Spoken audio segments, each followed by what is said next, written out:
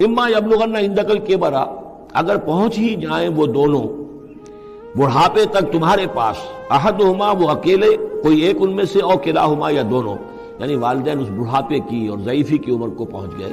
یا والد فوت ہو گئے والدہ ضعیفی کی عمر کو پہنچ گئی، یا والدہ فوت ہو گئی والد ضعیفی کی عمر کو پہنچ گئے، یا دونوں کے دونوں ضعیفی کی عمر کو پہنچ گئے،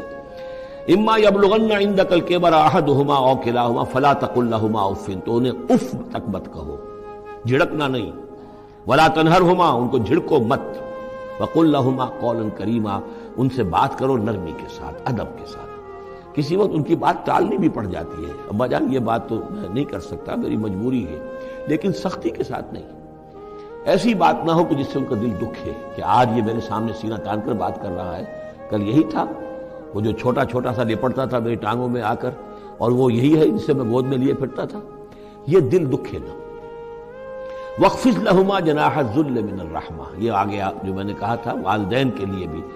اپنے بازوؤں کو، کندھوں کو عاجزی کے ساتھ ان کے سامنے جھکا کر رکھو، سینہ تان کر بات نہ ہو ان سے، بات جب بھی ہو معلوم ہو کہ جھکے ہوئے ہیں، ان کا ادب کر رہے ہیں۔ وَقُلْ رَبِّ ارْحَمْهُمَا كَمَا رَبَّيَانِي صَغِيرًا، اور دعا کیا کرو کہ اے میرے رب ان پر رحم فرما دونوں پر، جیسے کہ انہوں نے ہمیں پالا، مجھے پالا جبکہ میں چھوٹا سا تھا، میں تو سب سے زیادہ ضعیف تھا، کمزور تھا، میرے لیے غذا کا، میرے آرام کا، مجھے تکلیف ہو تو تڑپتے یہ تھے،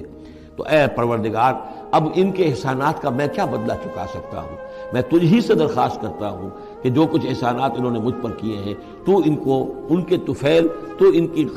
خطائیں بخش دے اور ان پر رحم فرما۔ وَقُلْ رَبِّ ارْحَمْهُمَا كَمَا رَبَّيَانِي صَغِيرًا رَبُّكُمْ أَعْلَمُ بِمَا فِي نُفُوسِكُمْ، تمہارا رب واقف ہے خوب جو کچھ تمہارے دلوں میں ہوتا ہے۔ ان تکونوا صالحین فإنہ کان للأوابین غفورا، اگر تم واقعی نیک ہوگے تو یقیناً اللہ تعالیٰ تم میں سے جو واقعی اللہ کی طرف رجوع کرنے والے ہیں ان کے لیے غفور ہے۔ اس میں اشارہ ہے کسی وقت بوڑھے والدین، جیسے کہ ہم پڑھ آئے کہ لا یعلم من بعد علم شیئا، وہ کبھی بچوں کی سی آتے نوت کر آتی ہیں، پھر کبھی وہ ایسی باتیں کہتے ہیں کہ جو نہیں کی جا سکتی، کہیں روکنا بھی پڑتا ہے، ٹوکنا بھی پڑتا ہے، لیکن یہ کہ اگر مجبوراً کہیں ایسی بات کرو اور کرو ادب کے ساتھ، سختی نہ ہو، تو پھر یہ کہ اللہ تعالیٰ جانتا ہے تمہاری نیت کو، کہ تم اگر اپنے والدین کی یہ بات نہیں مان پا رہے ہو، تمہاری مجبوری ہے، وہ تم جانتے ہو، اللہ تعالیٰ کے علم میں ہے، تو اللہ غفور اور رحیم۔